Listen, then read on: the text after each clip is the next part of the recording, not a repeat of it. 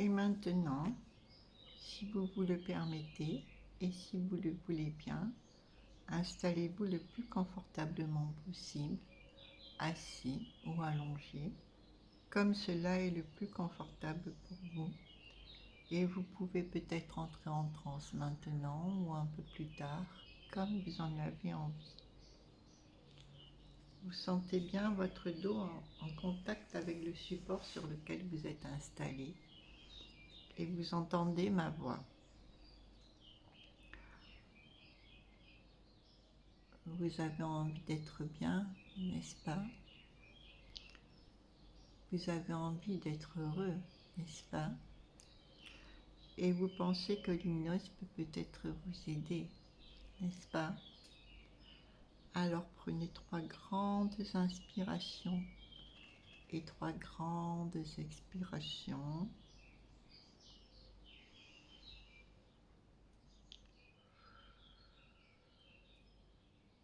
Quand vous inspirez, vous gonflez bien le ventre et quand vous soufflez, vous le videz complètement. Vous faites cela 3 fois.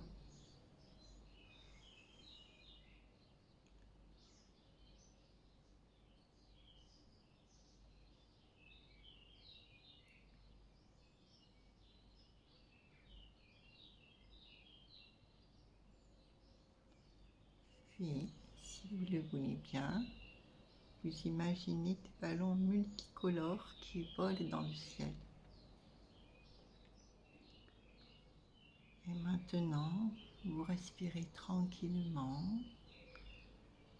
Et sur l'inspiration, les ballons se rapprochent de vous. Et lorsque vous soufflez, ils s'éloignent de vous.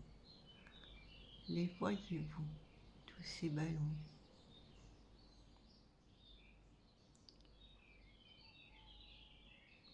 Et, si vous le voulez bien, parmi tous ces ballons, vous choisissez votre couleur préférée.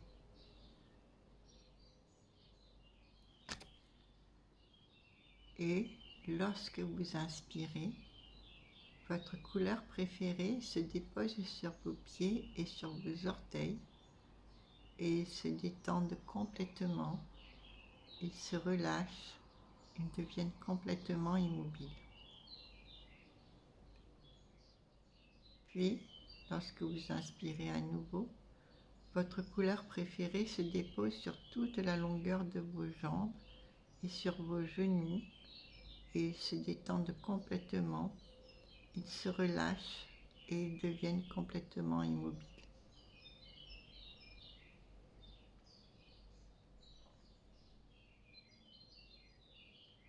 Puis, lorsque vous inspirez de nouveau, votre couleur préférée se dépose sur vos hanches, sur votre bassin, sur vos fesses, et ils se détendent, et ils se relâchent, et ils deviennent complètement immobiles.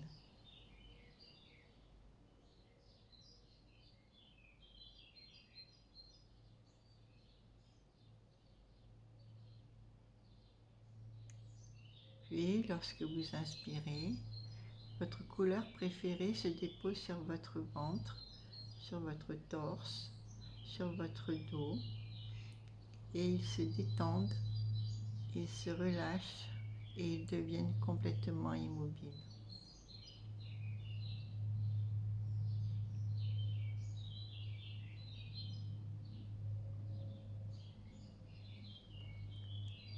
Puis, lorsque vous inspirez, votre couleur préférée se dépose sur vos épaules, sur vos bras, sur vos avant-bras, sur vos mains et sur tous vos doigts.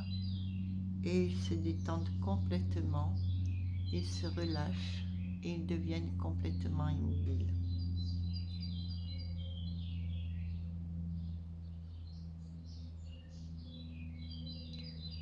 Et lorsque vous inspirez, votre couleur préférée se dépose sur votre cou, sur votre tête, sur votre crâne et ils se détendent et complètement, ils se relâchent et ils deviennent immobiles.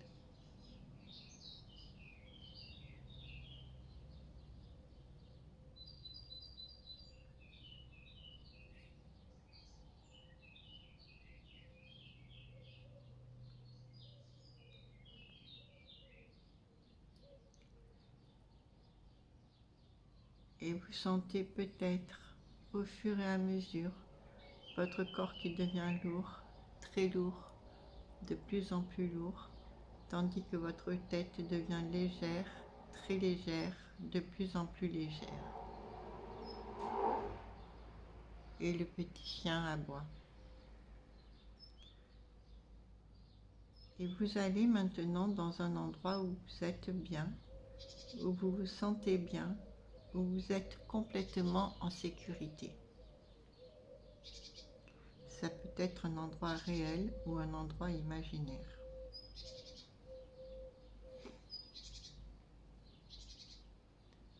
Voyez bien les couleurs de cet endroit. Sentez les odeurs de cet endroit.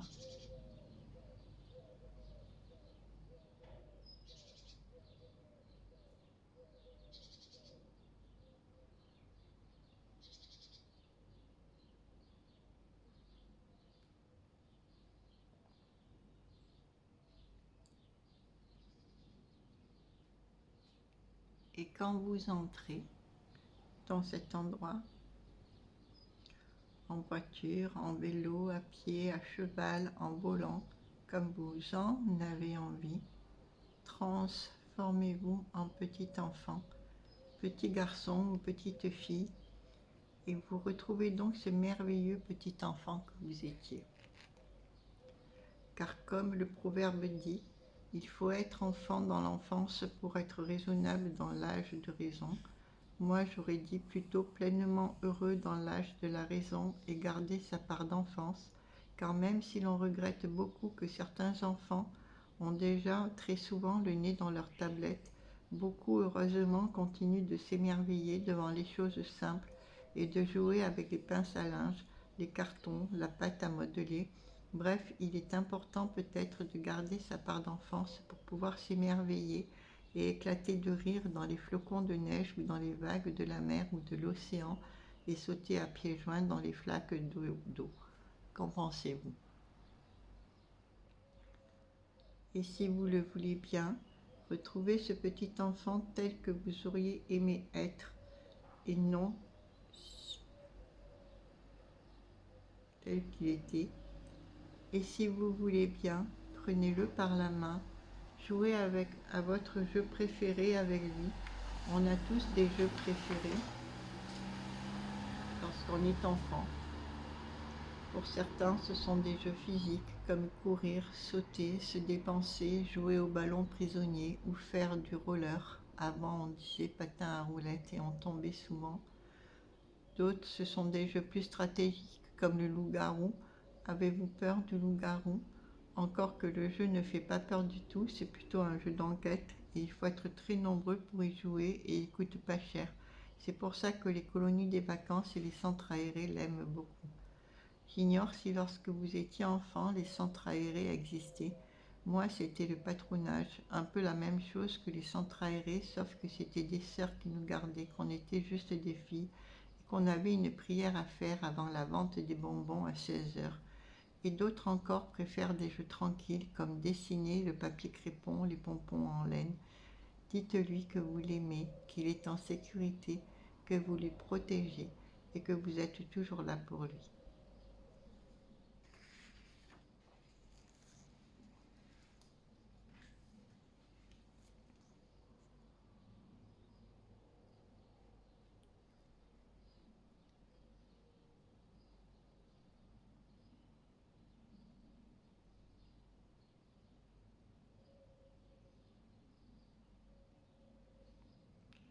Et maintenant, si vous me le permettez, je vais vous raconter l'histoire du géant de la montagne.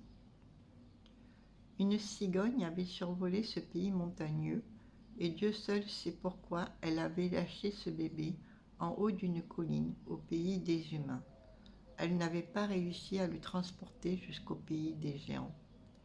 Les bébés de géants ne mangent pas comme tout le monde, n'est-ce pas? Ils prennent des légumes dans les potagers comme des courgettes, des haricots, des tomates, de la salade, etc. Et ils les engloutissent et ils font cela très régulièrement, toutes les 3 ou 4 heures. Inutile de vous dire que les paysans n'aiment pas du tout ce bébé géant qui mange toute leur récolte. Heureusement, les bébés de géants grandissent plus vite que les bébés d'humains et très vite, le bébé géant devient adulte géant. Il boit des litres d'eau de la rivière, il arrache les arbres, mange de la viande maintenant. Il aime surtout les loups et les renards et très vite, grâce aux géants, le pays devient plus sûr. D'autant plus qu'il marche beaucoup et vite et qu'il parcourt des kilomètres et des kilomètres autour du village. Et le soir, il revient toujours à sa tanière où l'avait déposé la cigogne. Mais les villageois ignorent tout cela, habitués qu'ils sont à craindre ce qui est différent et ce qui leur a nui à un moment donné. Averroès disait « L'ignorance mène à la peur mène à la haine, et la haine conduit à la violence. Voilà l'équation. » De temps à autre, les villageois se rendent en groupe armé à la tanière du géant pour le tuer. Mais heureusement, ils sont bruyants. Les géants les entendent toujours arriver de loin et il a le temps de fuir. Il ne comprend pas pourquoi les paysans le détestent. Il a oublié les récoltes qu'il avait mangées. Il sait tous les dangers qu'il leur a évités. Il les trouve ingrats. Et puis, il se sent seul. Il s'ennuie quand il ne cherche pas sa nourriture. Et comme il ne veut pas être vu par les humains, il se tient toujours courbé. Et au fur et à mesure que les années passent, petit à petit, il a très mal au dos. Il ne voit pas de solution à sa vie. Il se réveille, il part chasser et cueillir, il parle à personne, personne ne l'aime, on le craint, on le déteste, il est malheureux. La solitude n'est pas toujours très facile à vivre, n'est-ce pas? Lorsque c'est un choix et que l'on se sent aimé, apprécié, important, cela est un peu plus facile, n'est-ce pas? Mais en général, lorsqu'on est toujours seul, on ne prend pas trop soin de soi, n'est-ce pas? Même si l'on sait que l'on se rappelle que nos parents nous disaient peut-être « Prends bien soin de toi » et quand l'on était malade, guéris vite, bouge ton corps, c'était il y a longtemps. Et puis le géant n'a jamais connu ses parents puisque la cigogne l'a perdu en route. Elle n'est pas très maligne, cette cigogne. On dit bien que l'erreur est humaine, mais la cigogne n'est pas une humaine. A-t-elle le droit de faire des erreurs pour autant? Bref, en tout cas, elle en a fait au moins une. Et le géant souffrait du mal du dos et du mal d'être aimé par personne et craint par tout le monde, et cela le rendait très triste.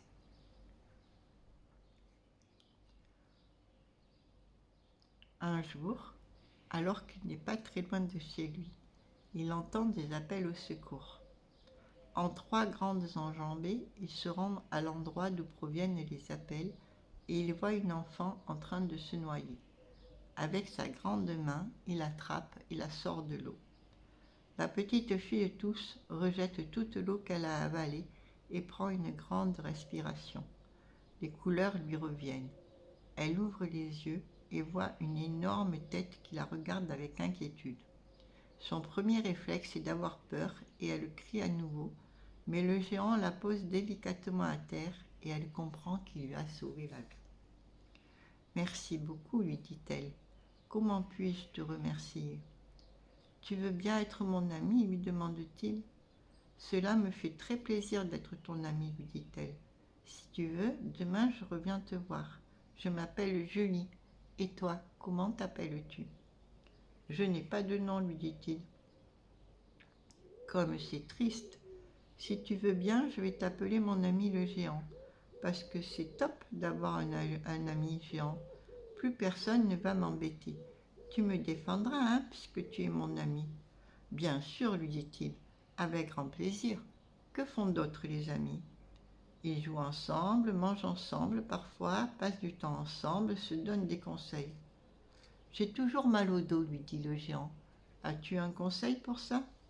Je vais demander à ma mémé, lui dit Julie. Elle a toujours mal partout. Et elle repart en courant chez elle. Lorsque ses parents la virent revenir avec ses habits trempés, ils lui demandèrent pourquoi. Et elle raconta que le géant l'avait sauvée et que maintenant c'est son ami, et qu'il est très gentil et qu'elle ne veut plus qu'on lui fasse de mal. Les parents veulent aller remercier le géant. La petite fille demande si Mémé peut y aller aussi pour donner des conseils au géant qui a mal au dos. La Mémé est ravie d'avoir l'occasion de parler de ces mots. Ils vont donc tous les quatre visiter le géant. Ce dernier n'en revient pas d'avoir des gens qui viennent le voir. Il est très touché de tous les remerciements et un peu gêné aussi. Il n'a pas l'habitude d'être autant apprécié. Cela lui fait une sensation toute bizarre. Puis les parents s'en vont et Julie reste avec sa mémé. Montre-lui les exercices que tu fais pour le mal au dos, lui demande-t-elle. La mémé les lui montre. Le géant est tout content, vraiment heureux. D'ailleurs, il n'a plus mal au dos. Tu vas bien, ton dos va bien. Tu es heureux d'avoir des amis, lui demande Julie. Oh oui, oui, lui répond le géant. Et un grand sourire illumine son visage. Et une douce chaleur se répand en lui. En partant, Julie lui dit « Promets que tu fais bien les exercices tous les jours. Si tu veux, je viens les faire avec toi pour être sûre. »« Non, non, dit la mémé, tu n'as pas le temps, tu es à l'école. S'il le faut, moi je viendrai. » Le géant est vraiment très heureux. Plusieurs personnes se préoccupent de lui. Ce qu'il ignore, c'est que les parents de Julie ont raconté à tout le village comment le géant a sauvé leur fille. Maintenant, tous les gens du village apprécient beaucoup la compagnie du géant et lui demandent régulièrement des services et de ses nouvelles. Il n'est plus seul, des personnes l'aiment. Cela lui donne la clé pour s'aimer aussi. C'est un géant heureux. Et c'est merveilleux de ressentir le bonheur. Cela donne une sensation de chaleur qui se répand dans tout le cœur. Est-ce que cette histoire de géant vous parle ? Et maintenant, je vais vous laisser passer une bonne nuit.